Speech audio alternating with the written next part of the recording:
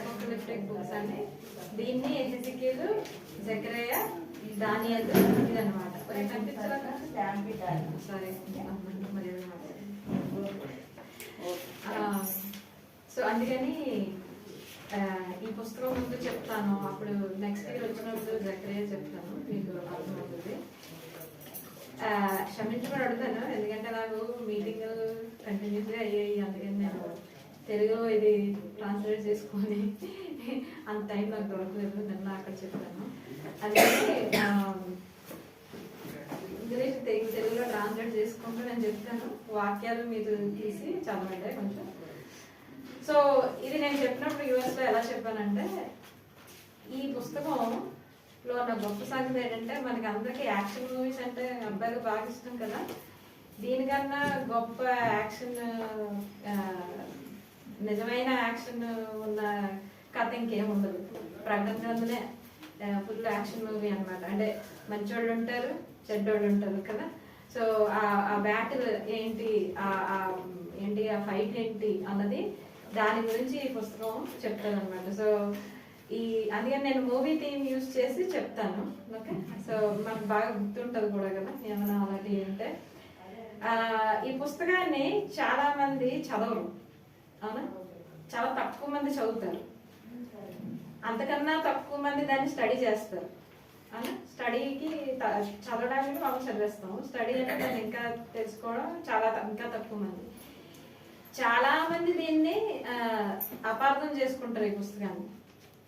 అవునా? చాలా ఇంకా అంతకన్నా ఎక్కువ మంది దీన్ని తప్పుగా ఇంటర్ప్రిట్ చేస్తారు, తెలుగు ఏమంటారా అనువాదిస్తారు.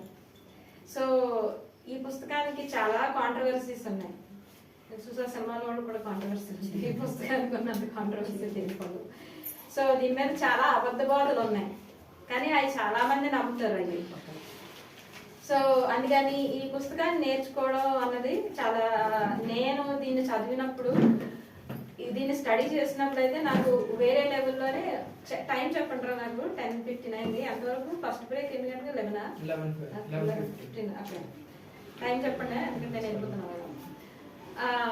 సో ఈ పుస్తకం నేను స్టడీ చేసినప్పుడైతే ఎంత ఆసక్తిగా ఉంది అంటే 40 లెసన్లు, ఆడియో లెసన్స్ గ్రాండీ చర్చ్ ఆఫ్ క్రైస్ట్ ఆన్లైన్ అని పెట్టారు అనమాట. అది నేను చదివినప్పుడు వర్క్ చేస్తున్నాను, ఫుల్ టైం వర్క్ చేస్తూ నైట్ వచ్చి 10 వరకు చదువుకునేదాన్ని. 2 వారాల్లో 40 లెసన్లు కంప్లీట్ చేస్తాను అనమాట, నోట్స్ రాసుకుంటూను. సాటర్డే అయితే 8 అవర్స్ చదువుకున్నాను ఇది, ఎందుకంటే అది అంత ఆకర్షణంగా ఉండదు. తర్వాత ఏమవుతుంది అంటే సినిమాలాగే తర్వాత ఏమవుతుంది అంటే ఉంటుంది అనమాట. అండ్ 14వ అధ్యాయంకి వెళ్ళేటప్పటికి అయితే నాకు ఎంత ఆనందం వేస్తుంటే రాత్రి నిద్రపట్టలేదు. నాకు విక్టోరియస్ అనేసి ఆనందం వచ్చింది అనమాట. ఈ పుస్తకంతో మనం వేరే లెవెల్కి వెళ్తాం, క్రిస్టియన్స్ గా వేరే లెవెల్కి వెళ్తాం అనమాట. ఎందుకంటే అది మీరు చూస్తారు, చాలా ఆనందంగా ఉంటుంది, చాలా బాధగా కూడా ఉంటుంది, కానీ చాలా ఆనందంగా ఉంటుంది ఇందులోనే. సో అందుకని మనం స్టార్ట్ చేద్దాం. అసలు ఎందుకు ఈ సినిమా చూడాలి అంటే, సినిమా అంటే ఇక్కడ ఏం సినిమా ఇంట్రెస్ట్ అని మీకు, కానీ నేను ఇది సినిమా థీమ్లో చెప్తున్నానని చెప్పాను. సో ఈ సినిమా పేరు బాహుబలి అని పెట్టుకుందాం, ఓకే, అందరికి తెలిసింది కాబట్టి. ఎందుకు ఈ సినిమా చూడాలి అంటే, ఈ పుస్తకం చదవడంలో దీవెన ఉంది. ఎవరికి దీవెనలు కావాలి? ఇక్కడ ఎవరికైనా దీవెనలు కావాలా? ఇంకెవరికి వద్దా? అందరికి కావాలి కదా. సో ఈ పుస్తకంలో ఉన్న గొప్ప సంగతి ఏంటంటే, చెప్తున్నందుకు నాకు, వింటున్నందుకు మీకు, మనం అందరం చేస్తే మనం అందరం ధన్యులని పుస్తకం చెప్తుంది. ప్రకటన గ్రంథం 1:3 చదవండి ఫస్ట్. ప్రకటన గ్రంథం 1:3. సమయము సమీపించినది కనుక ఈ ప్రవచన వాక్యములు చదువువాడును వాటిని విని ఇందులో వ్రాయబడిన సంగతులను గైకొను వారును ధన్యులు. సో ఏమన్నాడండి? చదివిన వారు, అది విన్నవారు, దాన్ని గైకొన్నవారు కూడా ధన్యులు. సో ఫస్టే బ్లెస్సింగ్ ఉంది. ఇది ఎందుకు ఎవరు ఎప్పుడు ప్రకటన గ్రంథం అంటే అమ్మ భయం అంటారు, అంతే, కష్టం అంటారు, కానీ ఎవరు ఎక్స్ప్లెయిన్ చేయరు దాన్ని. సో అదే అనిపించింది. అదే 22:7 కూడా అదే అంటారు. ఒకసారి 22 అధ్యాయం 7వ వచనం చదవండి.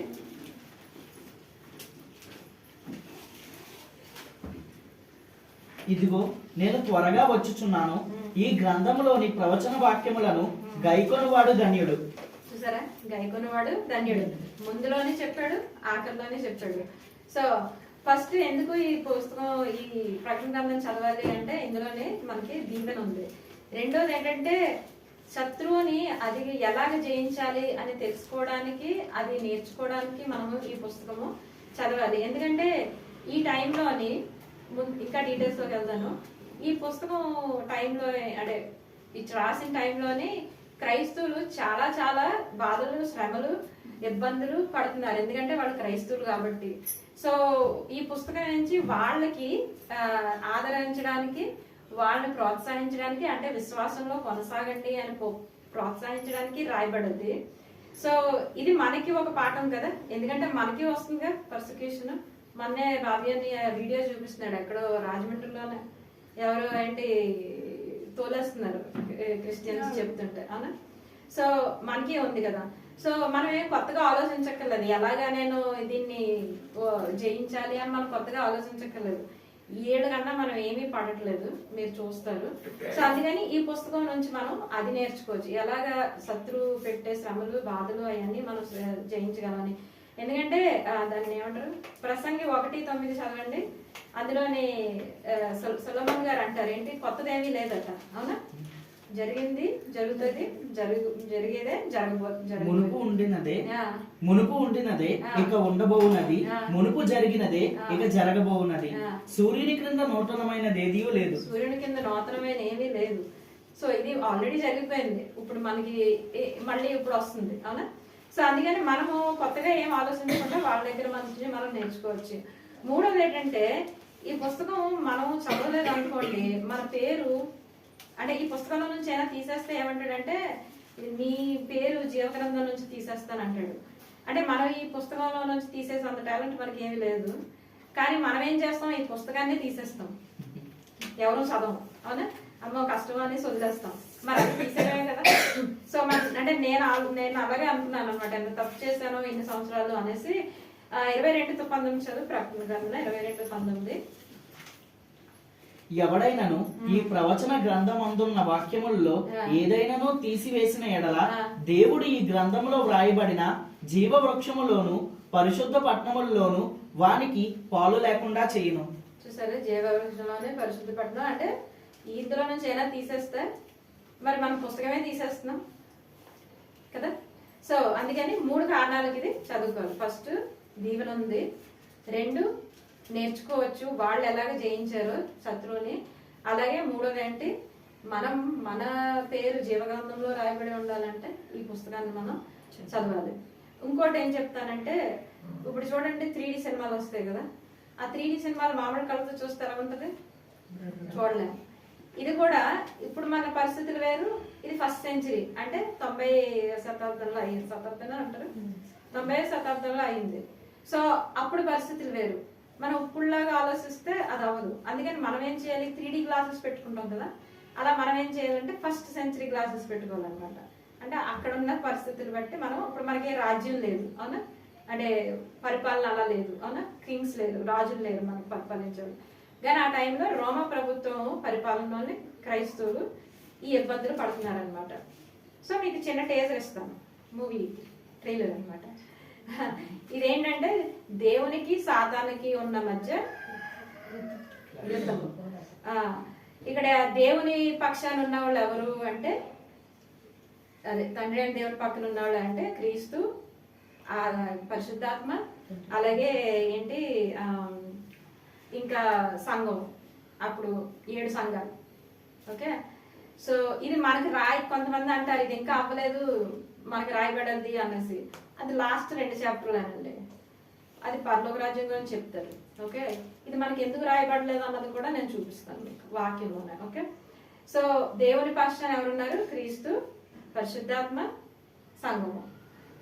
సాతాను పక్కన ఎవరున్నారు అంటే రోమా ప్రభుత్వం, అలాగే ఆయన్ని ప్రమోట్ చేసే ఫాల్స్ ప్రాఫిట్స్, అబద్ధ ప్రవక్తలు అనమాట. ఇప్పుడు బయట కూడా చేస్తున్నారు కదా ప్రవక్తలు, అన్నిటికీ అలాగే ఉన్నారు. మొన్నే అనుకున్నాం మేము, ఇది పెద్ద విగ్రహం ఉంది, ఈయనకి కూడా ప్రవక్తలు ఉన్నారు, వెళ్ళి చేస్తారు అంటే. సో తర్వాత ఏంటంటే దేవుడు ఆయన నీతి విజయం పొందుతుంది ఈ పుస్తకం. అలాగే సాతాను ఆయనకు సంబంధించిన వాళ్ళందరూ కూడా నాశనం అయిపోతారు. క్రీస్తు ఆల్రెడీ విక్టోరియస్, ఆయన ఆల్రెడీ జయించేశారు. సో ఆయనలోని ఈ సంఘాలే కాకుండా మనం కూడా జయించున్నాం. సో మనం ఆల్రెడీ విజయం సాధించేసాం, మనం ఆ విజయాన్ని కొనసాగించాలి అంతే. సో థీమ్ ఏంటి పుస్తకాన్ని అని అనుకుంటే 17 అధ్యాయం 14వ వచనం చదవండి. థీమ్ 17-14.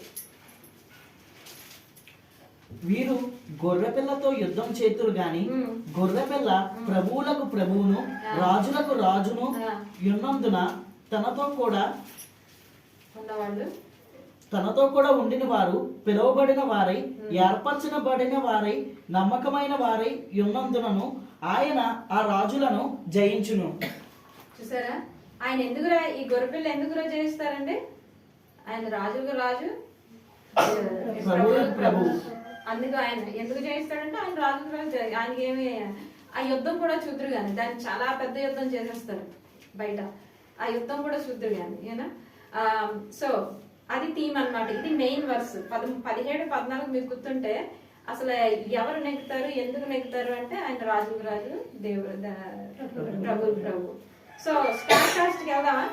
ఎవరెవరు ఉన్నారో సినిమాలోని కాస్టింగ్ మంచి గుడ్ టీమ్ అనుకున్నాం కదా దేవుడు. ఈ బుక్ అంతా ఎలా రాశారంటే సింబల్స్, సైన్స్. ఇప్పుడు సైకిల్ చూసారనుకో, ఏ పార్టీ చెప్పగలరా? ఏ పార్టీ? బీజేపీ,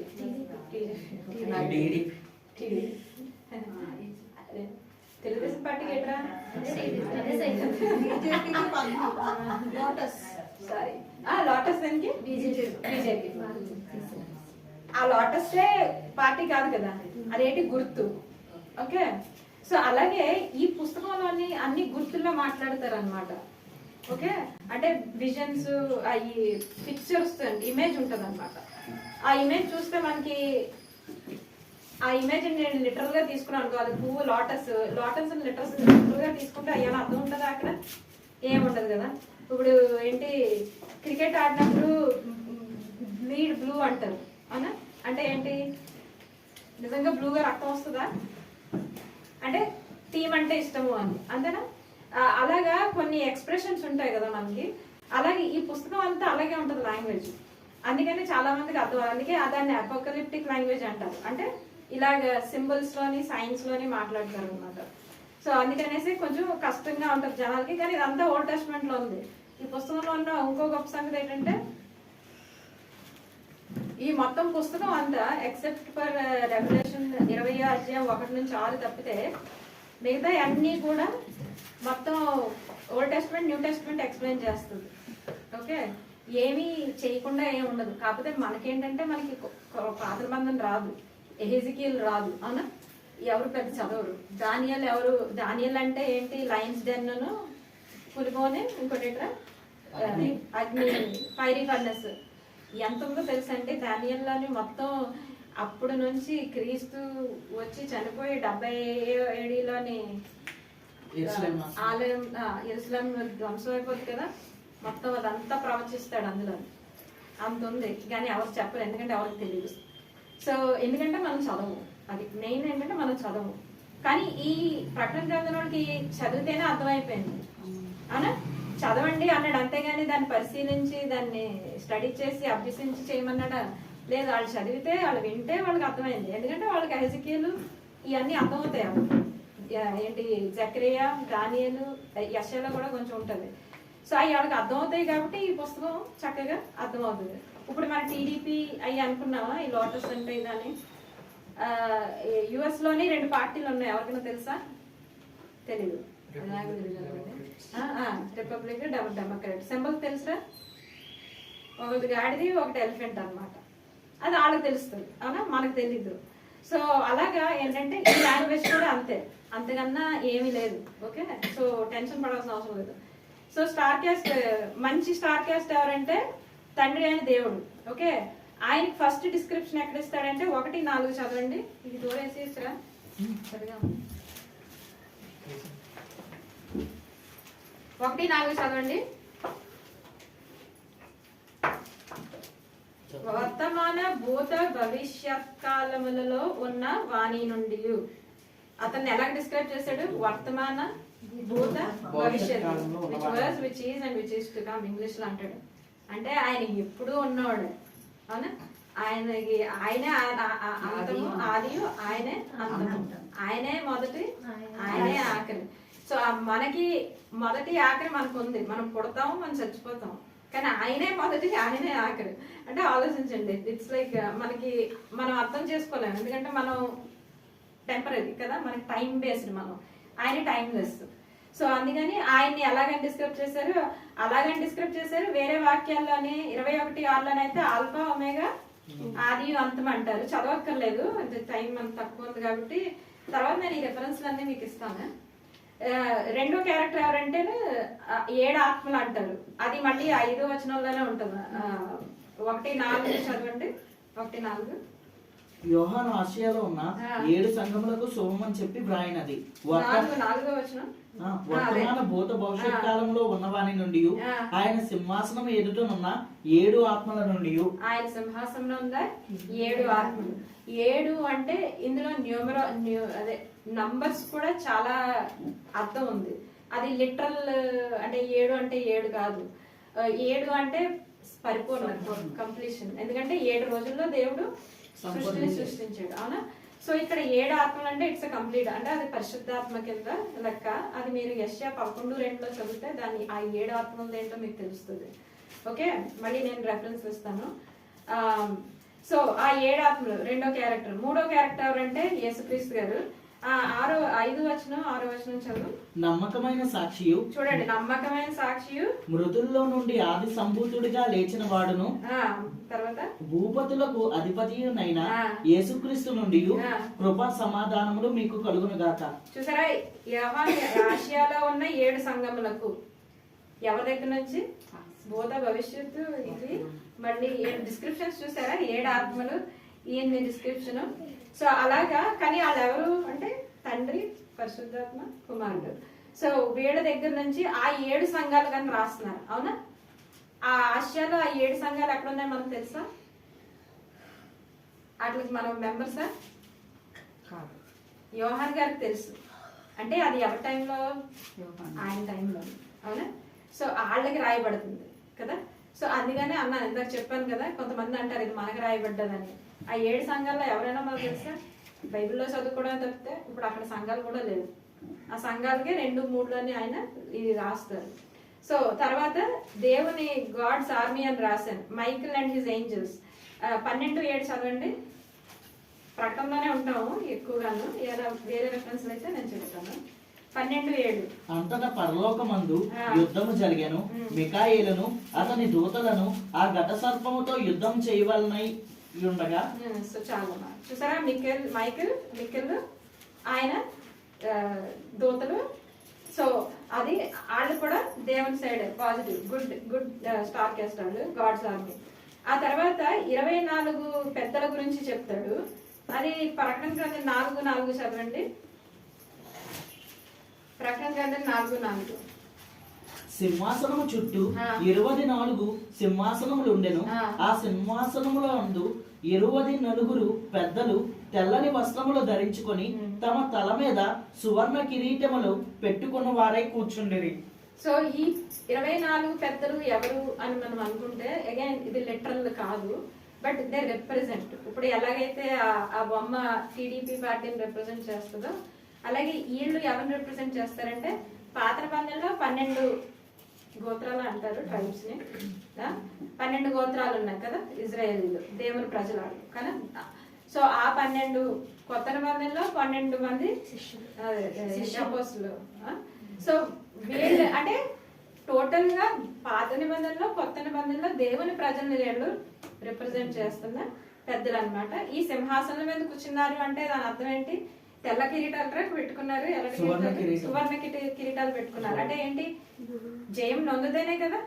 సో వీళ్ళందరూ ఏంటి? ఆఖరి వరకు విశ్వాసంగా ఉన్న ఇజ్రాయేలీలు. మనం ఆత్మీయమైన ఇజ్రాయేలీలు, వాళ్ళు ఫిజికల్ అంటే పుట్టారు అందులో, అవునా, పాత మందిలో. సో వాళ్ళు ఆ 24 మంది గుర్తుంచుకోండి. ఈ అన్ని క్యారెక్టర్లు చాలా చాలా సార్లు వస్తాయి. ఇంకా తర్వాత ఎవరంటే 4 జీవులు ఉంటాయి. ఓకే, 4, 6 చదవండి. మరియు ఆ సింహాసనం ఎదుట స్ఫటికమును పోలిన గాజు వంటి సముద్రం ఒకటి ఉండెను. ఆ సింహాసనమునకు మధ్యను సింహాసనము చుట్టూను ముందు వెనక కన్నులతో నిండిన 4 జీవులు ఉండెను. ఈ 4 జీవుల గురించి తర్వాత ఇంకా నేర్చుకుందాం. ఈ ఎవరు అన్నది మళ్ళీ చెప్పాను కదా, ప్రకటన గ్రంథాన్ని మొత్తం బైబిల్ ఎక్స్ప్లెయిన్ చేస్తుంది, లేకపోతే ప్రకటన గ్రంథాన్ని ఎక్స్ప్లెయిన్ చేస్తుంది. అది అందులో ఉన్న గొప్ప సంగతి. సో తర్వాత మంచి స్త్రీ, ఒక స్త్రీ ఉంది, ఇద్దరు స్త్రీలు ఉంటారు ఈ పుస్తకంలో. ఓకే, మంచి స్త్రీ 12వ అధ్యాయంలో ఉంటారు. అలాగే ఏంటి రోమని రిప్రజెంట్ చేసే ఆవిడ చెడ్డ స్త్రీ. ఓకే, ఆవిడ నుంచి 17వ అధ్యాయంలో ఉంటుంది. సో ఫస్ట్ మంచి స్త్రీ ఈవిడ ఎవరు అని అంటే 12, 17 చదవండి. అందుచేత ఆ ఘట సర్పము ఆగ్రహము తెచ్చుకొని దేవుని ఆజ్ఞలు గైకొనుచు యేసుని గూర్చిన సాక్ష్యం ఇచ్చుచు ఉన్నవారైన ఆమె సంతానంలో శేషించిన వారితో యుద్ధము చేయుటకై వెడలి సముద్ర తీరమున నిలిచెను. ఏం చేస్తుంది ఇక్కడ? ఆ ఘట సర్పము, అది ఎవరో చెప్తాను, తెచ్చుకొని దేవుని ఆజ్ఞలు గైకొనుచు యేసును గూర్చి సాక్ష్యం ఇచ్చుచు ఉన్నవారైనా ఆమె సంతానము. ఆమె ఉన్నదా? ఆవిడ మంచి ఆవిడ. కానీ ఆవిడ సంతానం ఎవరంట? దేవుని ఆజ్ఞలు గైకొని యేసును గూర్చి సాక్ష్యం ఇచ్చుచున్నవారు. ఎవరు వాళ్ళు? మనమే, క్రైస్తవులు. అవునా? ఎవరు అంటే పాటిస్తే క్రైస్తవులు అనేసుకుంటే సరిపోదు, వాళ్ళు పాటిస్తారు, ఆయన గురించి మనం ప్రచురిస్తాం. అవునా? సో ఆమె సంతానం అంటే ఈవిడెవరో ఇంకొంచెం చూసుకుందాం. But she is the good women. Also ఆవిడని వధువు అంటారు, క్రీస్తు వధువు అంటారా? 19:7 చదవండి. 7, 8. సారీ, తెలుగులో నేను చూసుకోలేదు, అందుకనే. అప్పుడు విస్తారమైన జలముల శబ్దమును బలమైన ఉరుముల శబ్దమును పోలిన యొక్క స్వరము సర్వాధికారియు ప్రభువునగు మన దేవుడు ఏలుచున్నాడు, ఆయన స్తుతించుడి. గొర్రెపిల్ల వివాహ మహోత్సవ సమయము వచ్చినది, ఆయన భార్య తనను తాను సిద్ధపరచుకొని ఉన్నది. చూసారండి, గొర్రెపిల్ల వివాహం వచ్చింది, ఆమె భార్య సిద్ధపరచుకుంది. ఆ గొర్రెపిల్ల ఎవరండి? మరి ఆయన భార్య ఎవరు? చూసారా? సో మళ్ళీ ఇందాక ఆమె అన్నాం కదా, ఆమె ఎవరు అంటే సంఘము. ఆ తర్వాత మళ్ళీ ఆ గొర్రెపిల్ల వైఫ్ అన్నారు. అలాగే బ్రైడ్ ఆఫ్ క్రైస్ట్ అంటాడు. 21:2 చూడండి. మరియు నేను నూతనమైన యెరూషలేము అను ఆ పరిశుద్ధ పట్టణము తన భర్త కొరకు అలంకరింపబడిన పెండ్లి కుమార్తె వలె సిద్ధపడి పరలోకమందున్న దేవుని యొద్ద నుండి దిగి వచ్చుట చూచితిని. చూసారా, ఇక్కడ వేరే డిస్క్రిప్షన్ ఇచ్చాడు. భర్త కొరకు అలంకరించుకున్న పెండ్లి కుమార్తె అనేసి, అంటే మనం బ్రైడ్ ఆఫ్ క్రైస్ట్ అంటాం కదా. సో చూసారా, సేమ్ ఒకటే దాని గురించి. అంటే ఇప్పుడు నీ ఫుల్ పేరు ఏంట్రా? సంజయ్ రాజ్. ఓకే, నేను సంజు అన్న, సంజయ్ రాజ్ అన్న, ఇంటి పేరు కల్లూరి కదా. సంజయ్ రాజ్ కల్లూరి అన్న, సంజు కల్లూరి అన్న, ఏదైనా వాడే. అవునా? సో అలాగా చూసారా, సేమ్ దానికి డిఫరెంట్ వేలో మనం చెప్పొచ్చు. అలాగే దీనికి కూడా ఈ సంఘానికి కూడా ఆ స్త్రీ రిప్రజెంటేటివ్ ఆవిడ గురించి ఇంకా ఎక్కువ చదువుకుందాం. తర్వాత ఇంకో స్టార్ క్యాస్ట్ ఎవరంటే విట్నెస్ అపోస్తులైన యోహాను. ఈయన గురించి ఏమంటారు? 1-2 చదవండి. 1-2. యేసుక్రీస్తు తన దాసులకు కనపరచుటకు దేవుడు ఆయనకు అనుగ్రహించిన ప్రత్యక్షత. ఈ సంగతులు త్వరలో సంభవింపనయ్యున్నవి. ఆయన తన దూత ద్వారా వర్తమానం పంపి తన దాసుడైన యోహానుకు వాటిని సూచించెను. దాసుడైన యోహాను. ఆయన తర్వాత 2వ వచనం, అతడు దేవుని వాక్యమును గూర్చియు యేసుక్రీస్తు సాక్ష్యమును గూర్చియు తాను చూచినంత మటుకు సాక్ష్యం ఇచ్చెను. సో ఆయన ఏం చేశారు? దేవుని వాక్యమును గూర్చియు యేసుక్రీస్తు సాక్ష్యమును గూర్చి ఆయన చూచిని. ఇక్కడ వాక్యం ఇస్తే రాస్తాడు కదా, ఆయన చూశారట. ఏం చూస్తాం మనం? ఇందాక అన్నాను, ఇమేజెస్, విజన్స్. ఇప్పుడు అది ఉంది, ఫోటో చూస్తాం కదా, అదేమీ రాయము. సో అలాగా ఈయనకి ఎలాగ ఇవ్వబడింది వాక్యం అంటే ఈ ఇమేజెస్, ఈ విజన్స్, ఈ సైన్స్ సింబల్స్ ద్వారా ఆయనకి ఇవ్వబడింది. సో పిక్చర్స్ అన్నమాట. ఆ పిక్చర్కి ఒక అర్థం ఉంటుంది. సో అలాగా యోహాను గారికి వాక్యం ఇవ్వబడింది. ఈయన యేసుక్రీస్తు గారికి సాక్ష్యం అన్నారు. అంటే ఏ యోహాను? అపోస్తులుడు అయిన యోహాను. ఎందుకంటే ఆయనే వాళ్ళతో కూర్చున్నారు, తిన్నారు, ముట్టుకున్నాను అని అంటాడు.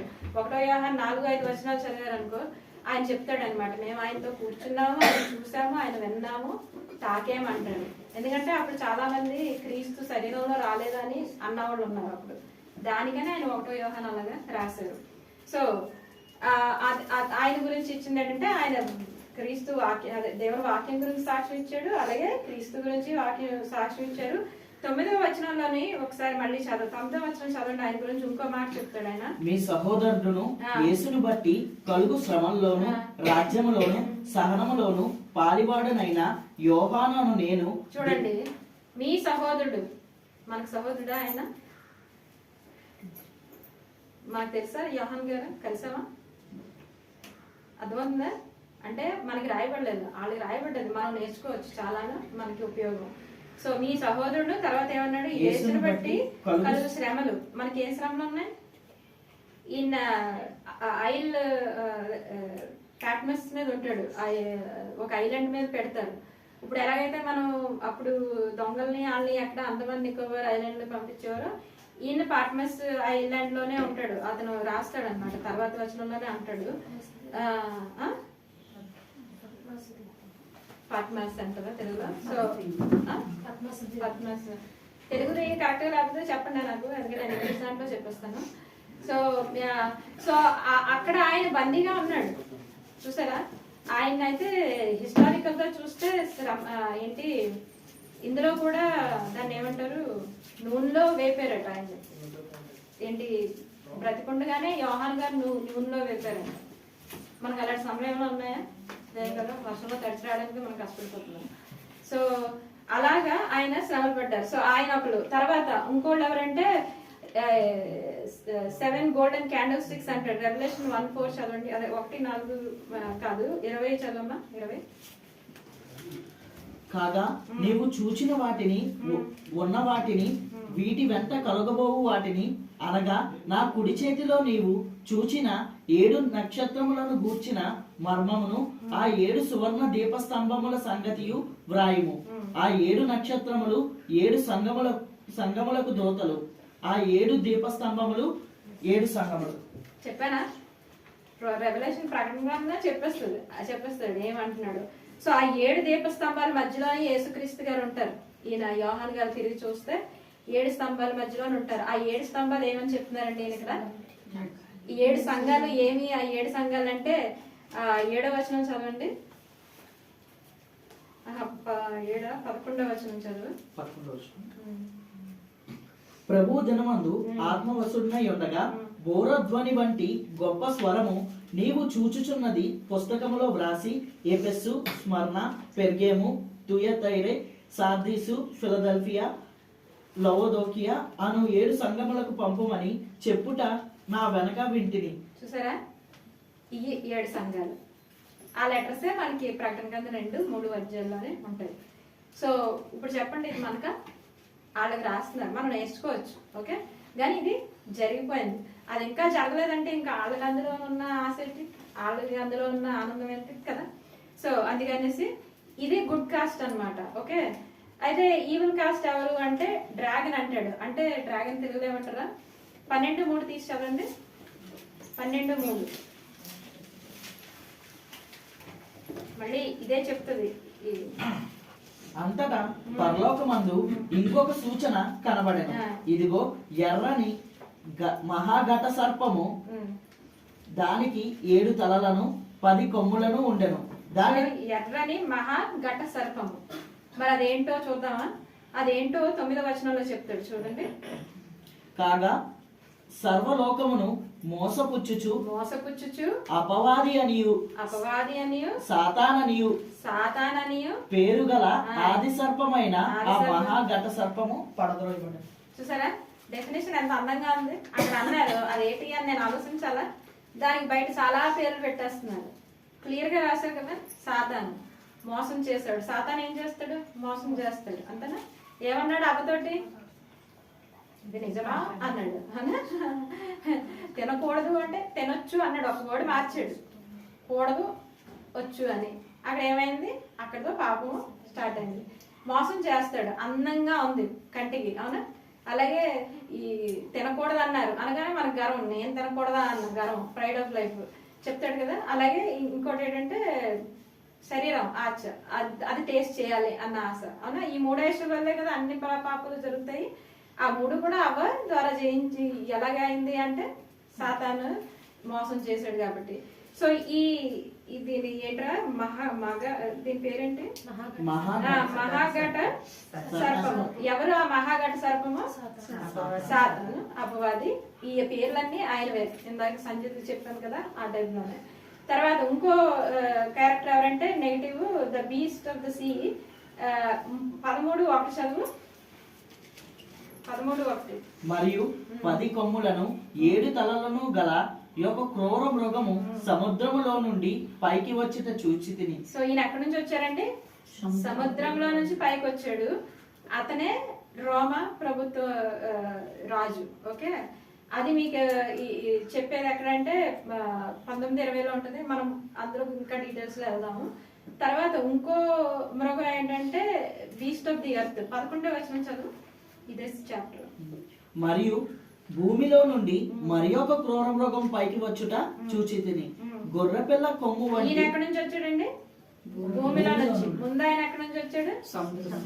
చూసారా? సో అతను మెయిన్ విలన్. ఓకే, ఈ నుంచి ఆయన కింద పనిచేసే విలన్లు వీళ్ళే అబద్ధ బోధకులు అనమాట. అది కూడా నేను తర్వాత మీకు చెప్తాను. ఆ తర్వాత ఇంకో క్యారెక్టర్, అంటే ఇవన్నీ ఎందుకు చెప్తానంటే ఈ డైరెక్ట్ గా చెప్పడు, లాంగ్వేజ్ చూసారా? సముద్ర మృగం అంటే మనకి ఎలా తెలుస్తుంది, కానీ మళ్ళీ ఈ లాంగ్వేజ్ అంతా మీరు దానియాల్లోని డిస్క్రిప్షన్ ఇచ్చేసాడు ఇది. ఓకే, అందుకని అన్నాను మిగతా పుస్తకాలు అన్నింటిలో ఉంటాయి డిస్క్రిప్షన్లు, సో మనకి అర్థమవుతుంది అనమాట ఇది అనేసి. తర్వాత ఇంకో క్యారెక్టర్ ఎవరంటే చెప్పాను కదా, మంచి స్త్రీ ఉంది అలాగే చెడు స్త్రీ ఉంది అని. ఆ చెడు స్త్రీ బాబిలోన్, అంటే రోమన్ బాబిలోన్ అని అంటాడు, కానీ అది రోమా ప్రభుత్వం, రోమ్ అనమాట. ఆవిడ్ని వైశ్య అంటాడు. 14:8 చదవండి. వైశ్య. వేరొక దూత అనగా రెండవ దూత అతని వెంబడి వచ్చి మహోద్రేకముతో కూడిన తన వ్యభిచార మద్యమును సమస్త జనులకు త్రాగించి ఈ మహాబబులోను కూలిపోయెను అని చెప్పాను. ఇక్కడ మహాబబులోన్ అన్నాడు ఆవిడని, అవునా? ఆవిడ ఏం చేసింది? వ్యభిచార దాన్ని తోటి మద్యమును సమస్త జనులకు త్రాగించిందంట ఆవిడ. ఇంకా ఎక్కువగా చూసుకున్నాం ఈ క్యారెక్టర్. ఈవిడనే మళ్ళీ వైశ్య, ఇక్కడ వైశ్య అనలేదు కదా, వేశ్య ఏమన్నారు? వేశ్య. సో ఈవిడనే మళ్ళీ గొప్ప సిటీ అని కూడా అంటారు. చాలా వాక్యాలు ఉన్నాయి, సో నేను ఇప్పుడు చెప్పను. అయితే ఈ యుద్ధం ఎప్పుడు స్టార్ట్ అయింది, ఈ వార్ ఎప్పుడు స్టార్ట్ అయింది? తండ్రి దేవునికి సాతాండికి అంటే జెనసిస్ 3లోనే, ఆదికాండం 3వ అధ్యాయంలోనే స్టార్ట్ అయిపోయింది. అది ఇప్పటికీ అవుతుంది, ఇంకా అవుతూనే ఉంటుంది. ఆ వార్ వల్లే ఏమైందంటే అవ్వ తిన్నది. ఆ తర్వాత ఎస్తే టైంలో గుర్తుందా, హమన్ అంటారు, మోడకాయ టైంలో హామాన్ ఏం చేస్తాడు? యూదులందరినీ చంపడానికి ట్రై చేసి ఒక ఇది రాసి పెడతాడు, అవునా? సో అక్కడ మళ్ళీ చూసారా సాతాను అలా పనిచేస్తున్న ఆయన బట్టలు ఉంటారు, చెప్పాను కదా. అలాగే తర్వాత మళ్ళీ హేరోదు క్రీస్తు పుట్టినప్పుడు ఏమవుద్ది? హేరోదు రాజు ఏం చేస్తాడు? చంపేయమని, పిల్లలందరినీ చంపేయమని పంపిస్తారు. చూసారా? అంటే ఆ యుద్ధం అప్పటి నుంచి జరుగుతూనే ఉంది. ఓకే, కానీ క్రీస్తు వచ్చి చనిపోయి తిరిగి లేచి మనకి విజయాన్ని ఇచ్చాడు. కానీ సాధారణ ఇంకా మన మీద అటాక్లు, ఇప్పుడు ఈ పర్సిక్యూషన్ ఇదంతా ఆయన సాతాను చేసే పని. కానీ క్రీస్తు ఏం చేస్తున్నాడు? దేవుడు ఏం చేస్తున్నాడు? మనల్ని రక్షణలో ఉంచుతున్నారు. సో ఇప్పుడు మనం కొంచెం ఫ్లాష్ బ్యాక్ వెళ్ళాం అనుకో, ఏమైంది అప్పుడు 1st centuryలో అని. ఇది 96 AD రాయబడ్డది అని ఉంటది. ఇందులో కూడా చాలా ఉంటాయి, 4 డిఫరెంట్ వ్యూస్ ఉంటాయి. నేను అన్ని వెళ్ళను. కానీ ఒక టైంలో అంటే వన్స్ అపాన్ టైం అంటారు కదా, 1st centuryలో ఏమైందంటే చాలా బలమైన శక్తి గల అలాగే చాలా ధనము ఉన్న రాజ్యం ఒకటి ఉండేది. ఓకే, ఈ కింగ్డమ్ ఎంత పవర్ఫుల్ ఎంత గ్రేట్ అంటే మొత్తం మిగతా రాజులు ఉంటాయి కదా, రాజ్యాలు ఉంటాయి కదా, వాళ్ళు కూడా వీళ్ళతోటి అలయన్స్ ఫామ్ చేస్తారు కదా. అంటే మనం ఫ్రెండ్షిప్ చేసుకుందాం, వీళ్ళు బాగుండడం వల్ల మిగతా వాళ్ళకి ఏమవుద్ది, వాళ్ళకి మంచి. ఇప్పుడు ఎవరు అలా ఉన్నారంటే అమెరికా అలా ఉంది అవునా. ప్రతి దేశం అమెరికా తోటి చేయాలనుకుంటారు, ఎందుకు వీళ్ళు బాగా అభివృద్ధి చెందగలరు అని. అలాగే అప్పుడు రోమా ప్రభుత్వాన్ని అలాగా ఈ లోక రాజులందరూ కూడా వాళ్ళతోటి ఫ్రెండ్షిప్ చేయడానికి ట్రై చేసేవారు. సో ఈ రాజులందరూ కూడా ఈ రోమా రాజ్యం వల్ల బెనిఫిట్, వాళ్ళందరూ కూడా గొప్ప అయ్యారు. ఆ వాక్యాలు కూడా ఇందులో ఉంటాయి.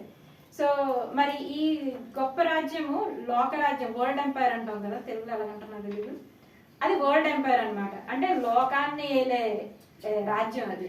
సో ఆ లోకాన్ని ఏలే రాజ్యమే ఈ రోమా ప్రభుత్వం. ఆ రోమా ప్రభుత్వంలోని ఈ స్టోరీ సెట్ అయి ఉన్నది. ఓకే, సో ఈ రోమా ప్రభుత్వం ఎంత గొప్పగా ఉండేది అంటే ఫస్ట్ సెంచరీలోని వాళ్ళ పీక్ అన్నమాట. ఇంకా వాళ్ళకి ఎవరు చేరలేరు, అంత గొప్ప సామ్రాజ్యము. అట్లా బౌండరీస్ కూడా ఆఫ్రికా నుంచి బ్రిటిష్ ఇటు నుంచి ఇలాగా, మళ్ళీ ఇలాగైతే యూఫ్రేటిస్ రివర్ నుంచి అట్లాంటిక్ ఓషన్, అంటే అట్లాంటిక్ ఓషన్ యుఎస్ కి ఉంటది, ఇటు బ్రిటిష్ అంటే మీకు తెలుసు కదా. ఈ మొత్తం వాళ్ళ దీంట్లోనే ఉన్నది. మీకు గుర్తుందా, ఎస్తర్ లోని భారతదేశం పార్ట్ కూడా ఉంటది.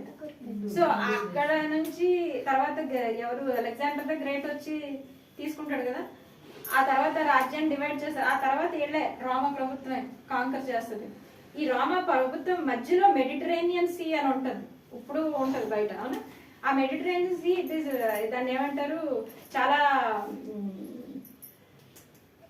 ఇంపార్టెంట్. ఎందుకంటే ఇప్పుడు వైజాగ్ ఎందుకు అంత ఫేమస్ అంటే, ఎందుకు అంత బిజినెస్లు వస్తాయి, ఎంత ట్రేడ్ అవుతుంది కదా, షిప్స్ ఎన్ని గూడ్స్ తీసుకొస్తుంది అవునా, సామాన్లు అవి తీసుకొస్తుంది. సో అది ఈ మధ్యలో నుంచి అవుతుంది. సో ఆలోచించండి, అటున్న దేశాలు ఇటున్న దేశాలు అన్ని దేశాలు కూడా వీళ్ళతో వ్యాపారం చేయాలని అనుకుంటారు. సో అంత ప్రసిద్ధి పొందిన రోమా. అలాగే ప్రతి మనుషులు ఇప్పుడు ఎలాగైతే అందరూ అమెరికా వెళ్ళాలనుకుంటారో, అప్పుడు కూడా అందరూ రోమా రాజ్యానికి వెళ్ళాలి అనేసి అందరూ ఆశపడేవారు. అయితే ఈ స్ట్రెంగ్త్ ఎలా ఉండేది, రోమా అంటే బలం ఎలా ఉండేది అంటే, చాలా ఆర్గనైజ్డ్ గా ఆర్మీ ఉండేది. ఎవరికైనా దేశానికి ఆర్మీయే కదా, మిలిటరీ వాళ్ళే కదా శక్తి, వాళ్ళకి చాలా ఆర్గనైజ్డ్ ఆర్మీ ఉండేది. అలాగే ఎక్కువగా వ్యాపారం, వీటి వల్ల వాళ్ళు బాగా అభివృద్ధి చెందారు. చూడండి 18వ అధ్యాయము 12 నుంచి 15 ఎన్ని వస్తువులు వాళ్ళు ట్రేడింగ్ అదే వ్యాపారం చేస్తున్నారు చూడండి. 18వ అధ్యాయము 12 నుంచి 15 వచనాలు. 11 నుంచి ఇచ్చేసాడు. లోకంలో వర్తకులను ఆ పట్టణమును చూచి ఏడ్చుచు తన సరుకులను అనగా బంగారు వెండి చూడండి, బంగారం వెండి రత్నములు ముత్యములు సన్నపు నార బట్టలు ఓడారంగు బట్టలు చాలా ఎక్స్పెన్సివ్ అవునా. ఎవరు కొత్త బంధంలో ఓడారంగు బట్టలు, లుదియా డార్కస్ అర్థమైందా.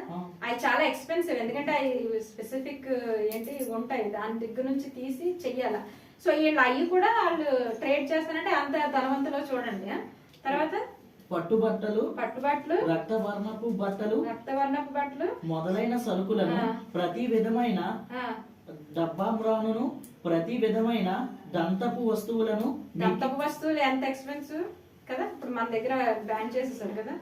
తర్వాత మెక్కిలి విలువ గల కర్ర, ఎత్తడి, ఇనుము, చలువరాళ్ళు మొదలైన వాటితో చెయ్యబడిన ప్రతి విధమైన వస్తువులను, దాల్చిన చెక్క, ఓమము, ధూపద్రవ్యములు, అత్తరు, సాంబ్రాణి, ద్రాక్షారసము, నూనె, మెత్తని కూడా బంగారం వెండి అయ్యే కాదు, ఇవి కూడా చదువు. మెత్తని పిండి, గోధుమలు, పశువులు, గొర్రెలు మొదలగు వాటిని, గుర్రములను, రథములను, దాసులను, మనుష్యుల ప్రాణములను ఇక మీదట ఎవడును కొనడు. అంటే ఇక్కడ వాళ్ళు పడిపోతుందని చెప్తున్నారు, కానీ చూసారా ఎన్ని అంటే మనుషులు కూడా అట్లే కొనేసుకుంటున్నారు వీళ్ళు. అంటే అలా ఆలోచించండి అంత ధనవంతులు వీళ్ళు. సో 15వ వచనం ఒకసారి చదవమ్మా. ఆ పట్టణము చేత ధనవంతులైన ఈ సరుకుల వర్తకులు, చూసారా ఆ పట్టణం వల్ల ధనవంతులైన ఈ సరుకుల వర్తకులు, అంటే వాళ్ళ వల్ల మొత్తం అందరూ ట్రేడ్ బిజినెస్ చేసిన వాళ్ళు అందరూ తెగ సంపాదించేశారు. చూసారా అంత కెపాసిటీ ఉన్న రోమా ప్రభుత్వం అప్పుడు. సో మరి వాళ్ళ డబ్బులు ఎంత ఉన్నాయి అని అప్పుడు ఆలోచిస్తే రోమా అదే దాన్ని ప్యాలెస్ ఏమంటారు తెలుగులో, భవనమా, కోట, విపరీతంగా అందంగా ఉంటదంట. కలియుగలో అని ఒక రాజు అతను ఒక పార్టీ ఇచ్చాడు, తిండి పార్టీకి $500,000 ఖర్చు పెట్టాడు. అంటే దాన్ని 80 రూపాయలతో ఏంటంటే ఎంత అవుతుంది, 4 కోట్లు ఖర్చు పెట్టాడు ఒక్క భోజనం పెట్టడానికి. ఆలోచించండి.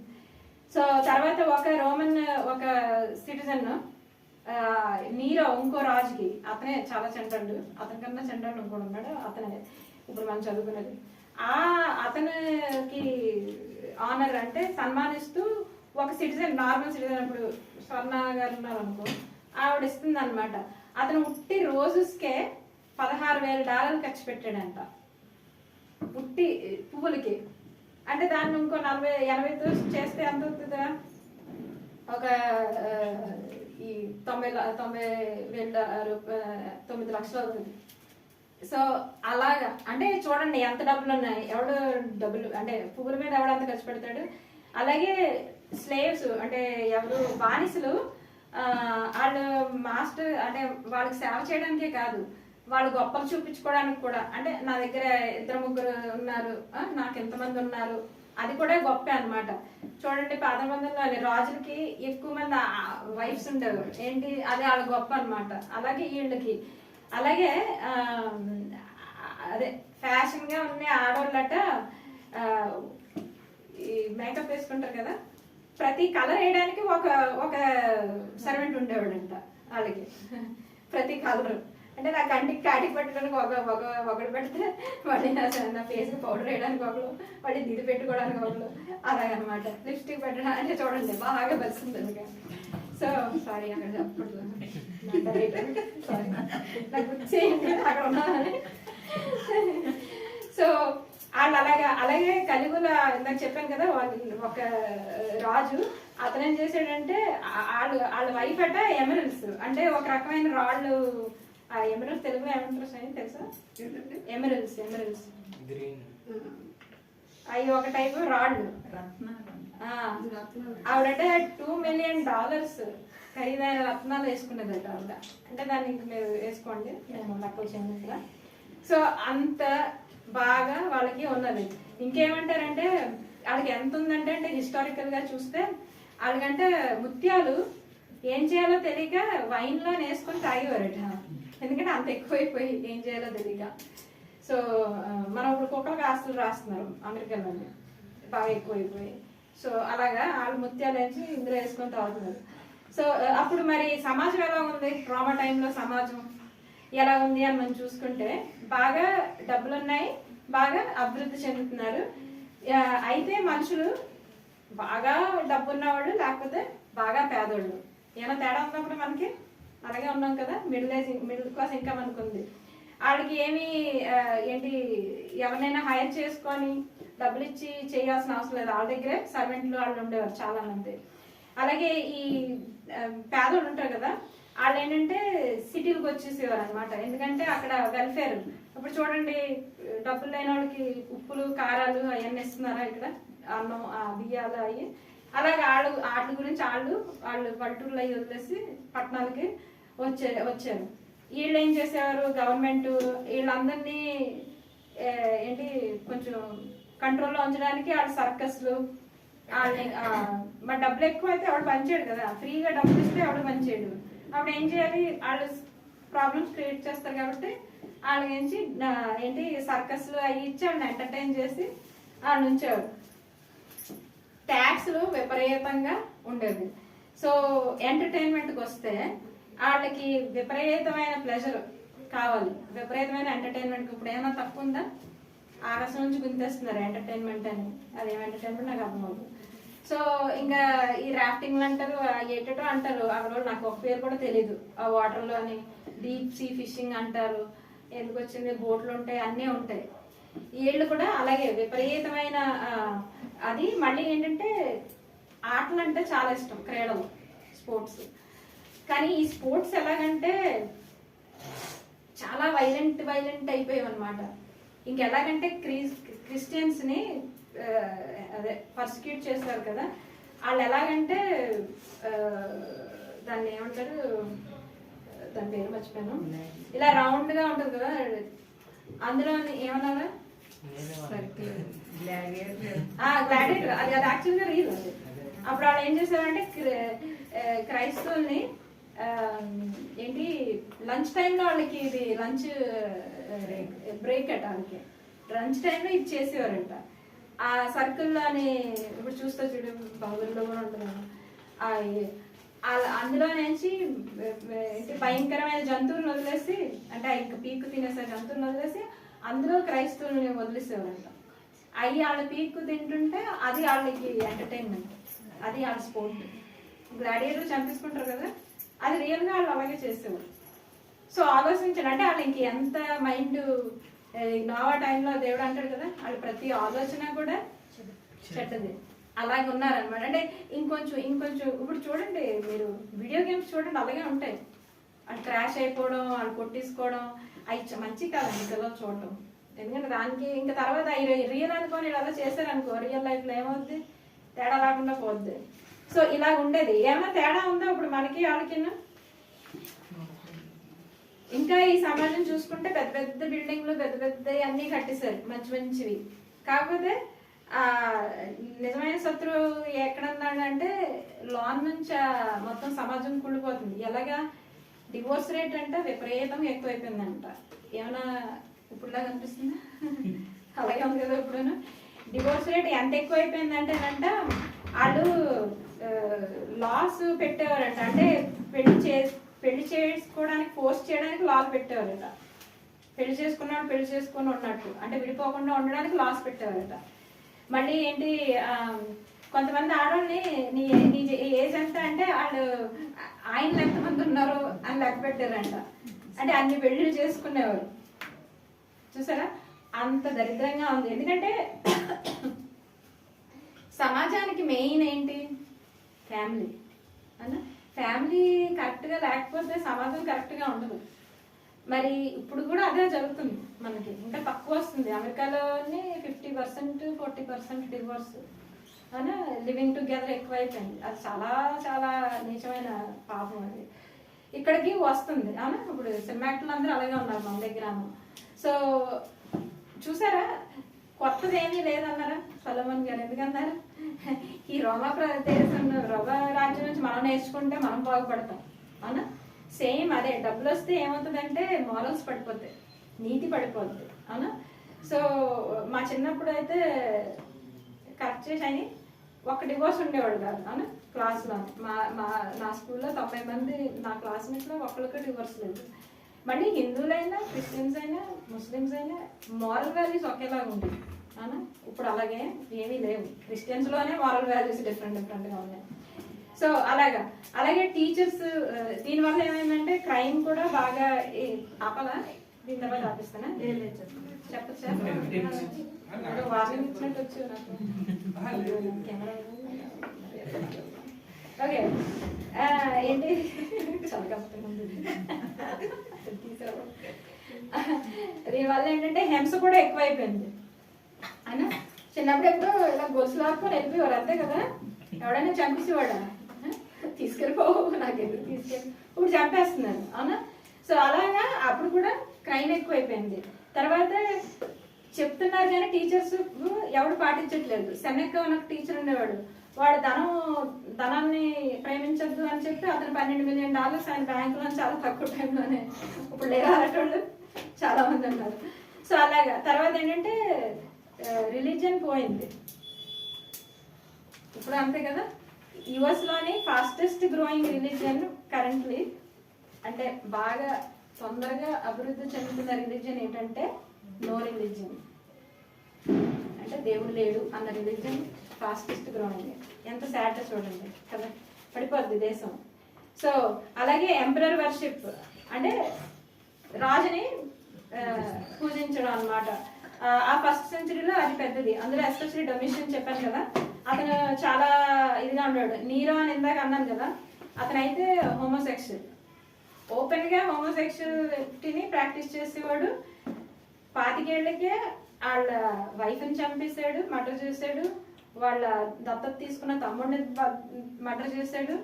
అలాగే మళ్ళీ ఏంటంటే వాళ్ళ తల్లిని చంపేశాడు ఇతనే. అది కాకుండా ఇప్పుడు అంత రాజు అయినవాడు వెళ్ళి డ్యాన్స్ చేస్తే ఎలా ఉంటుంది? అది అవమానం, మొత్తం రాజ్యానికి అవమానం అనమాట. అలాగే ఇతను డ్యాన్స్ చేసి మళ్ళీ ఏంటంటే మ్యూజిషియన్, మళ్ళీ ఈయన చూడండి సర్కస్లో గుర్రాలతో ఇచ్చేస్తారు కదా, అలా చేసి చాలా అవమానం తెచ్చాడు అనమాట. మనం అనుకుంటాం మనకున్న రాజుని ఏమంటారు, పొలిటీషియన్స్ చాలా దుర్మార్గులు అనుకుంటాం. అంతకన్నా దుర్మార్గులు ఈ నీరో వీళ్ళను. ఈయన ఎవరు పౌలు గారిని, పేతురు గారిని చంపించేసింది ఈయన రాశారు వీళ్ళ గురించి.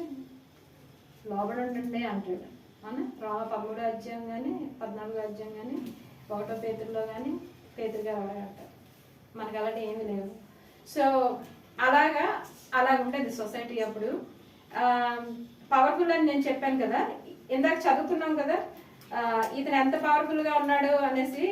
13వ అధ్యాయంలోని 1 నుంచి 4 వచనాలు, 1 నుంచి 4 వచనాల్లోని ఈ రోమన్ ఎంపరర్ గురించి చెప్తాడు. డొమిషియన్ అని చెప్పాను కదా, చదవమ్మా స్లోగా. మరియు 10 కొమ్ములను 7 తలలను గల ఒక క్రూర మృగము సముద్రంలో నుండి పైకి వచ్చుట చూచి తిని, దాని కొమ్ముల మీద 10 కిరీటములు, దాని తలల మీద దేవదూషణకరమైన పేర్లను ఉండెను. సో ఏమున్నాయి? 10 కిరీటాలు ఉన్నాయి. దేవదూషకరం అంటే దేవునికి వ్యతిరేకంగా ఉన్నాడు అతను. చూసారా?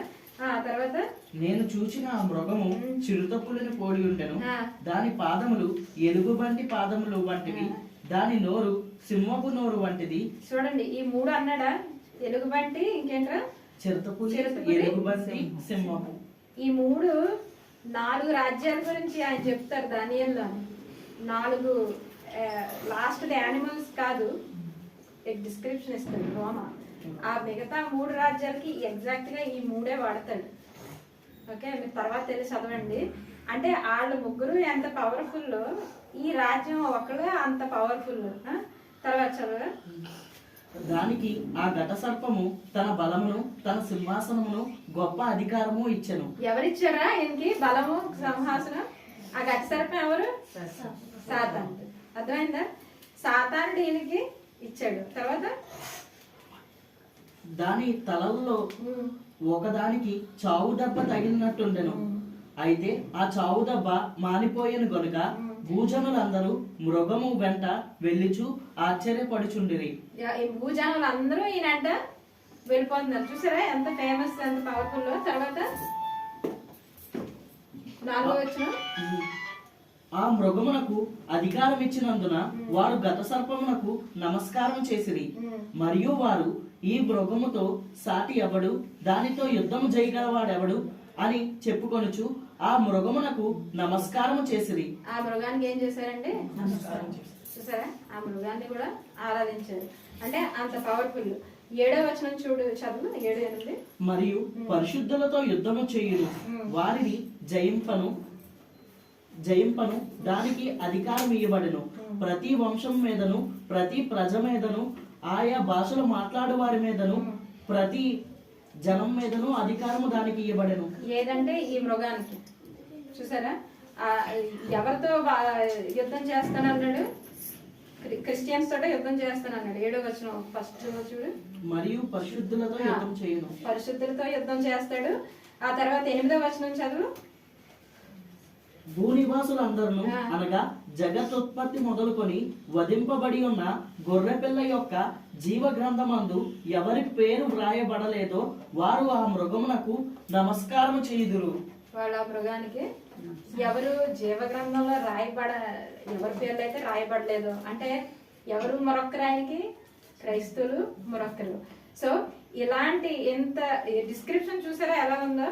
అలాంటి పవర్ఫుల్ అన్నమాట అతను. మళ్ళీ ఆయన ఏంటి, భూరాజుల అందరి మీద ఈ సిటీ రాజ్యం చేస్తుంది. 17, 18 చదువు. 17, 18. మరియు నీవు చూచిన ఆ స్త్రీ భూరాజుల నేలు ఆ మహాపట్నమే.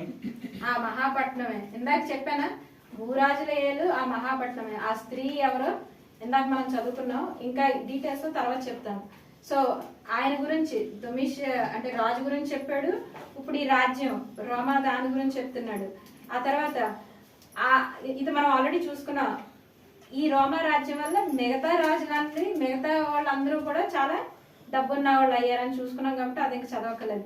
అది ఎందువల్ల అంటే మెడిటరేనియన్ సీ అని ఇందాక అనుకున్నాం కదా.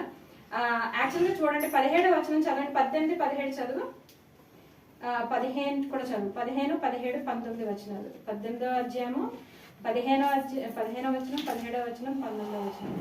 ఆ పట్టణము చేత ధనవంతులైన ఈ సరుకుల వర్తకులు ఏడ్చుచు. ఆ పట్టణం వల్ల ధనవంతులైన సరుకు తర్వాత 17 చదవమ్మా. ప్రతి నావికుడును ఎక్కడికైనాను సబ్బూర చేయు ప్రతి వాడును ఓడవారును సముద్రం మీద పనిచేసి జీవనము చేయు వారందరూ దూరముగా నిలిచి దాని దహన ధూమమును చూచి ఆ మహాపట్నముతో సమానమైనదేది అని చెప్పుకొనుచు కేకలు వేసి తమ తలల మీద దుమ్ము పోసుకొని ఏడ్చుచు దుఃఖించుచు, అయ్యో అయ్యో ఆ మహాపట్నము, అందులో సముద్రం మీద ఓడలు గల వారందరూ దాని అందలి అధిక వ్యయము చేత ధనవంతులైరి. చూసారా, ఇక్కడ ఏంటది, ముందు ఎవరు సరుకులు అమ్మేవాళ్ళే కాదు, ఇక్కడ ఏంటి షిప్స్ ఇలాగ చేసేవాళ్ళు వాళ్ళందరూ కూడా వీళ్ళ వల్ల ఈ రోమా రాజ్యం వల్ల ధనవంతులు అయ్యారు. చూసారా, ఆ మెడిటరేనియన్ సీ చెప్పాను కదా, అంత ట్రేడింగ్ అంతా అనమాట. ఆ తర్వాత 19వ వచనం అది ఆల్రెడీ చదివిస్తున్నట్టున్నావు. సో అదే తెలుగులో అన్ని కలిపి ఉంటాయి కదా, కొంచెం డిఫరెంట్ గా ఉంటుంది. సో ఈ రాజ్యం ఎంత గొప్పదంటే ఏళ్ళు తెగ డబ్బులు ఉన్న వాళ్ళు, అలాగే ఏళ్ళ వల్ల చుట్టుపక్కల వాళ్ళు అందరూ రాజులు ఇదయ్యారు. అలాగే మామూలు బిజినెస్ మెన్లు అందరూ కూడా షిప్లు ఉన్న వాళ్ళు అందరూ బాగా డబ్బు కలిగి ఉన్నారు. తర్వాత వాళ్ళ ఇన్ఫ్లుయెన్స్ ఎలా ఉంది అంటే 17వ అధ్యాయము 12, 13 వచనాలు చదవమ్మా. ఈ 10 రాజులు అంటాడు. 10 రాజులు అంటే 10 అంటే హ్యూమన్ కంప్లీట్నెస్. ఎందుకంటే ఎన్ని ఏళ్ళు ఉన్నాయి మనకి, ఎన్ని టోస్ ఉన్నాయి. So it is human completeness. అంటే 10 అంటే 10 కాదు, కంప్లీట్ ఎంతమంది ఉన్నారో వాళ్ళందరూ కూడా చదవమప్పుడు 12. నీవు చూచిన ఆ 10 కొమ్ములు 10 మంది రాజులు, వారిది వరకు రాజ్యమును వారిది వరకు రాజ్యమును పొందలేదు గాని యొక్క గడియ క్రూర మృగముతో కూడా రాజు వలె అధికారం పొందుదురు. చూసారా, ఈ రాజు ఆ క్రూర మృగం అంటే రోమా డొమిషన్ వల్ల ఈ రాజులు కూడా ఒక గంటకి, ఆ గంట ఏంటో నేను చెప్తాను, ఆ గంటకి ఏంటి వాళ్ళు కూడా అధికారం పొందారట. ఆ తర్వాత 13, వీరు ఏకాభిప్రాయం గలవారే తమ బలమును అధికారమును ఆ మృగమునకు అప్పగింతురు. వాళ్ళు ఏం చేస్తారు చూసారా, ఎవరికి ఇస్తామండి మన బలం మన అధికారం? నమ్మి అంటే ఇవన్నీ ఇస్తే ఇతను చూస్తాడు మనల్ని అన్నవాళ్ళకే కదా ఇచ్చేస్తాం. సో వీళ్ళు అలాగే ఇచ్చేస్తారు. చూసారా ఎంత ఇన్ఫ్లుయెన్స్ ఉందో అతని ప్రభావం, ఈ క్రూర మృగం ప్రభావం ఎలా ఉందో. 17వ వచనం చదువుమా. దేవుని మాటలు నెరవేరు వరకు వారు ఏకాభిప్రాయం గలవారై తమ రాజ్యమును ఆ మృగమునకు అప్పగించుట వలన తన సంకల్పము కొనసాగించున్నట్లు దేవుడు వారికి బుద్ధి పుట్టించను. వీళ్ళు ఏం చేశారు, వాళ్ళ రాజ్యాలను ఆయనకి ఇచ్చేసారంటే వీళ్ళు ఏక మనసు కలిగి. సో అలాంటి ఇన్ఫ్లుయెన్స్ రోమా ప్రభుత్వం వీళ్ళ మీద ఉంది. తర్వాత ఎంత గర్విష్ఠుడా అంటే రోమా ప్రభుత్వానికి ఉన్న గర్వం గురించి చూసుకుంటారు. 13వ అధ్యాయం 12వ వచనం. ఇది అర్థమవుతుందండి లాంగ్వేజ్ ఎక్స్ప్లెయిన్ చేస్తే. సో చదవండి 13, 12 చదవమా. అది ఆ మొదటి క్రూర మృగమును కొన్న, ఇది రెండో మృగం చూసుకున్నాం కదా, ఇది భూమి మీద నుంచి వస్తుంది అన్నాడు కదా, అతను ఏం చేస్తున్నాడో చూడు, చదువుతుంది. అది ఆ మొదటి క్రూర మృగముకున్న అధికారపు చేష్టలన్నీ దాని ఎదుట చేయుచున్నది. అధికారం మొదటి క్రూర మృగానికి ఉన్న అధికారం అంతా ఈయన చేయిస్తాడంటే ఈయన శిష్యులు వాళ్ళందరూ. తర్వాత మరియు చావు దెబ్బ తగిలి బాగుపడి ఉన్న ఆ మొదటి మృగమునకు భూమియు దానిలో నివసించు వారును నమస్కారము చేయునట్లు అది బలవంతము చేయుచున్నది. ఏం చేస్తున్నారండి, ఫాల్స్ ప్రాఫిట్స్ అన్నారు కదా, ఆయన పనిచేసే వ్యక్తులు ఈ క్రూర మృగానికి వాళ్ళందరూ నమస్కారం చేసేటట్టు ఫోర్స్ చేస్తున్నారట. అవునా? తర్వాత 16 చదవమ్మా. మళ్ళీ ఏం చేస్తాడు? కాగా కొద్దివారు గాని గొప్పవారు గాని ధనికులు గాని దరిద్రులే గాని స్వతంత్రులే గాని దాసులే గాని అందరూ తమ కుడి చేతి మీదనైనను తమ నొసటి మీదనైనను ముద్ర వేసుకున్నట్లును, ఆ ముద్ర అనగా మృగం పేరైనను దాని పేరిట సంఖ్య అయినను గలవాడు తప్ప క్రయ విక్రయములు చేయుటకు మరి ఎవరికి అధికారం లేకుండానట్లు అది వారిని బలవంతము చేయుచున్నది. ఏం చేశారు? ఇక్కడట సింబల్ సైన్ ఉండాలి ఇక్కడ గాని, లేకపోతే చెయ్యి మీద గాని బలవంతం చేశారు. అది అవునా? అది లేకపోతే బిజినెస్ చేయడానికి అవ్వదు.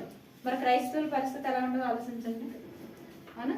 అది ఇంకా చూసుకున్నాం క్రైస్తవుల పరిస్థితి ఎలా ఉందా అనేది. కానీ చూసారా ఎంత ఘోరంగా అంటే బలవంతం. మనకు వచ్చి ఎవడు మీరు అంటే ఎవరు వచ్చి మొక్కండి అంటలేదు కదా, హిందూ విగ్రహాలకి వాటికి ఎవడు మొక్కండి అని అంటలేదు. అవునా? మనల్ని ఎవరు జాబులు తీసేయట్లేదు. అవునా? మీరు బాగానే జాబులు చేస్తారు, మీ శాలరీలు తగ్గించట్లేదు మన క్రైస్తవులు అని. కానీ అన్నీ జరిగాయి ఇక్కడ. సో అన్నీ కోల్పోయిన వాళ్ళు ఉన్నారు. అలా ఉండేది పరిస్థితి. సో ఆ తర్వాత వాళ్ళు పెట్టిన హింస ఎలా ఉండేది అని అంటే 2:13 చదవమ్మా. సాతాను సింహాసనం ఉన్న స్థలములో నీవు కాపురం ఉన్నావని నేను ఎరుగుదును. ఎక్కడున్నారండి వాళ్ళు? కాపురం ఎక్కడున్నారు? సాతానుడు సింహాసనం ఉన్న స్థలంలో వాళ్ళు ఉన్నారట. అది పరగమ సంఘానిగా చెప్తున్నాడు, టైటైరా సంఘానికి చెప్తున్నాడు.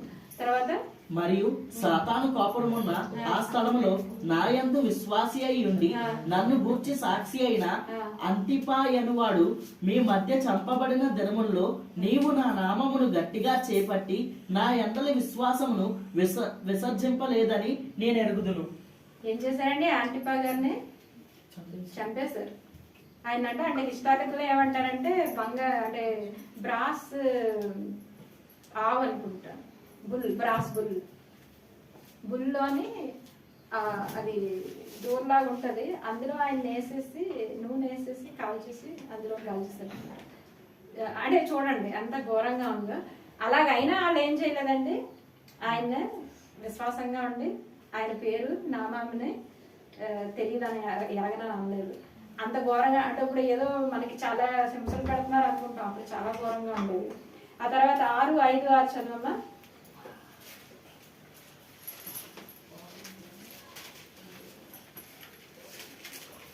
ఆయన 3వ ముద్రను విప్పినప్పుడు రమ్ము అని 3వ జీవి చెప్పుట వింటిని. నేను చూడగా ఇదిగో ఒక నల్లని గుర్రమును కనబడెను. దాని మీద ఒకడు త్రాసు చేత పట్టుకొని కూర్చొని ఉండెను. మరియు దేనారమునకు 1 సేరు గోధుమలనియు దేనారమునకు 3 సేర్లు యవలనియు నూనెను ద్రాక్షారసమును పాడు చేయవద్దనియు ఆ 4 జీవుల మధ్య ఒక స్వరము పలికినట్టు నాకు వినబడను. ఒక దినారానికి ఎంతమ్మా? ఒక సేరు ఏంటి? గోధుమ. ఓకే, మీకు ఆ స్టోరీ గుర్తుందా? అతను పని చేయడానికి పిలుస్తాడు, చేసి రోజంతా పని చేస్తే ఎంత ఇస్తాడు? 1 దినారం. అంటే 1 సేరు గోధుమ అంటే 1 రోజు శాలరీ పెట్టి కొనాలంట. చూసారా? అంటే అన్యాయం. అవునా? అంటే అంతంత రేట్లు పెంచేసాడు. ఇప్పుడు నేను షాప్కి వెళ్తాను, నాకు బియ్యం కావాలి. ఓకే, మామూలు రేటు 50 రూపాయలు అనుకోండి కేజీకి. నేను క్రైస్తవురాలు అనగానే ఏం చేస్తాడంటే 500 చెప్తాడు అనమాట కేజీకి. ఏం చేస్తాం? కానీ జీతాలు తక్కువ ఇస్తాడు. చూసారా ఎలా ఉందో? అలాగా ఏంటి చంపేయడం ఫస్ట్, మళ్ళీ ఏంటి ఇలాగా అంటే ఎక్కువ అన్యాయంగా డబ్బులు తీసుకొని లేకపోతే తక్కువ ఇచ్చి అలా చేయడం. మళ్ళీ ఏంటంటే ఇంకా మందిని చంపేశాడు. 6:9-10 చదవండి. ఆయన 5వ ముద్ర విప్పినప్పుడు దేవుని వాక్యం నిమిత్తమును తాము ఇచ్చిన సాక్ష్యము నిమిత్తమును వధింపబడిన వారి ఆత్మలను బలిపీఠము క్రింద చూచి తిని వారు నాదా సత్యస్వరూపి పరిశుద్ధుడా ఎందాక తీర్పు తీర్చగయు మా రక్తము నిమిత్తము భూనివాసులకు ప్రతిదండన చేయకయు ఉండువని బిగ్గరగా కేకలు వేసింది. ఎవరండి దేని గురించి చనిపోయారు? దేవుని వాక్యానికి ఆయన సాక్ష్యానికి చనిపోయిన వాళ్ళు. ఏంటి ఎంతకాలం నువ్వు మమ్మల్ని ఇచ్చేసుకోవాలి. సో ఏం చేసేవారు? క్రైస్తవుని చంపేసేవారు. ఆ తర్వాత ఇంకా ఎంత ఇదంటే రోమా ప్రభుత్వం గురించి చెప్తారు. 17:6 చదవమ్మా. 17:6.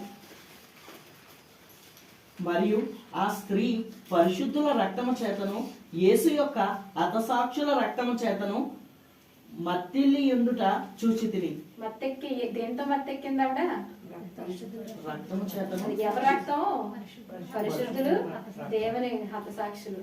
ఆ ఎవరి గురించి మాట్లాడుతున్నాడు? రోమా గురించి మాట్లాడుతున్నాడు. చూసారా ఎలా తాగేసి ఉందంటే, దీంతో తాగేసిందంట. 18:24 చూడు. అండ్ చూసారా ఎన్ని రెఫరెన్స్లు ఉన్నాయో రెవల్యూషన్ అంటే ప్రకటన గ్రంథంలోనే అదే వాక్య అంటే అది చెప్పడానికి ఎన్ని రెఫరెన్స్లు చూపిస్తున్నారు. నేను ఎందుకు చదువుతున్నానంటే మీకు అర్థమవుతుందని. ఎందుకంటే ఈ పుస్తకం కొంచెం కష్టమైన పుస్తకం కదా, మనకి నిజంగా అర్థం అవ్వాలంటే అన్ని చూడాలి. టైం పట్టినా పర్లేదు కానీ 18:24 చదవమ్మా. మరియు ప్రవక్తల యొక్కయు పరిశుద్ధుల యొక్కయు భూమి మీద వధింపబడిన వారందరి యొక్కయు రక్తము ఆ పట్టణంలో కనబడెను. ఆ పట్నం ఇందాక చెప్పానా, ఆవిడ వైశ్య అన్నాడు, పట్నం అన్నాడు, తర్వాత ఏంటి బబులోన్ అన్నాడు, అవునా, అది తాగింది అన్నాడు. సో ఎక్కడున్నాయి ఈ రక్తాలు? అక్కడ ఉన్నాయి. తర్వాత 19:2 చదవమ్మా. ఆయన తీర్పులు సత్యములను న్యాయములనై ఉన్నవి. తన వ్యభిచారముతో భూలోకమును చెరిపిన గొప్ప వేశ్యకు ఆయన తీర్పు తీర్చ తన దాసులకు రక్తమును బట్టి దానికి ప్రతిదండన చేసెను. ఇక్కడ ఏంటంటే ఆవిడ తాగిన రక్తానికి కూడా ప్రతిదండన చేసాను చూద్దురుగా తర్వాత. సో మళ్ళీ ఆవిడ రక్తం తాగింది. ఎవరి రక్తం? ఆ 2 వాక్యాల్లో చెప్పాడు, అవునా. మనం ఏం ఆలోచించక్కర్లేదు ఏంటి దేని గురించి మాట్లాడుతున్నాడు అనేసి. ఆ తర్వాత డొమిషియన్ అని చెప్పాను కదా, ఆ రాజు, ఆయన గురించి కొన్ని సంగతులు ఏం చెప్తానంటే, ఈ ఎంపరర్ వర్షిప్ అంటే రాజును పూజించడం అన్నది ఆయన పెట్టాడు. పాత మందిలో ఒక ఆయన ట్రై చేశాడు, గుర్తుందా? ట్రై చేయలేదు, చేశాడు నెబుకద్నెజర్, అవునా. అప్పుడే శద్రక మెషక్ అబేద్నెగో అని అందులో వేసేస్తాడు. ఈయనే ఫస్ట్ పెట్టాడు. ఇందాక చదివాం 13వ అధ్యాయంలోనే. ఆ తర్వాత ఆయనే దేవుడు, నేనే దేవుడు, నన్నే పూజించండి, నన్నే, ఆయనకి అది ఇష్టము. తర్వాత ఏంటంటే ఇందాక చెప్పాను కదా, ఆయన కింద పనిచేసే ఒకళ్ళు ఉన్నారు, చదివారు కదా, వాళ్ళందరినీ ఫోర్స్ చేయడం, ఆయన కొంగి నమస్కారాలు పెట్టమని. ఏంటి గుర్తు వేసుకుంటే, లేకపోతే బిజినెస్ లవరు, పిల్లలు స్కూల్కి పంపించలేము. ఆలోచించండి, పాలు ఉండవు, అవును. ఆ తర్వాత ఈ అబద్ధ సాక్షులు, ఆ అబద్ధ వీళ్ళు ఏం చేశారు, ఆయనకి అందరికి మీద వాళ్ళని చంపడం కూడా చేశారు. సో వీళ్ళు ఏం చేయాలంటే ప్రతి సంవత్సరం అట వాళ్ళు విశ్వాసం చూపించుకోవడానికి రాజు ఎడల 7 సాక్రిఫైస్లు ఇవ్వాలట. మళ్ళీ కొంతమంది సర్టిఫికెట్స్ ఇచ్చేవారట, అంటే వీళ్ళు ఆయన పూజిస్తున్నాం అన్నట్టు. ఇప్పుడు మనకి వస్తుంది కదా, క్రిస్టియన్స్కి అయితే వేరే సర్టిఫికెట్లు ఇవ్వాలి, లేకపోతే వాళ్ళు ఒప్పుకోవట్లేదు, అవునా, బయట. సో మళ్ళీ ఎవరైనా క్వశ్చన్ చేస్తే అవి చూపించాలి, నేను ఈయన్నే పూజిస్తున్నాను, రాజునే పూజిస్తున్నాను అనేసి. ఇలా మళ్ళీ చెప్పాను కదా, ఈ నుదుటి మీద, చేతి మీద ఇవి ఉండాలి. సో ఇలాంటి ఆలోచించండి, అలాంటి ఆటలో క్రైస్తువులు బ్రతుకుతున్నారు. ఆ గర్వము, అలాంటి బాధలు, అలాంటి ఆటలు అని వాళ్ళు వంగట్లేదు. వాళ్ళ పరిస్థితి ఎలా ఉంది? వాళ్ళ రక్తంతో తాగే ఉన్నది రోమా ప్రభుత్వం. ఇక్కడ ఆపి ఆ తర్వాత మనం అదే విక్టిమ్స్ గురించి, అంటే బాధితులు కదా, ఎవడు బాధపడుతున్నాడో కూడా చూసాం. ఇప్పుడు బాధితుల గురించి చూసుకుందాం బ్రేక్ అయ్యాక.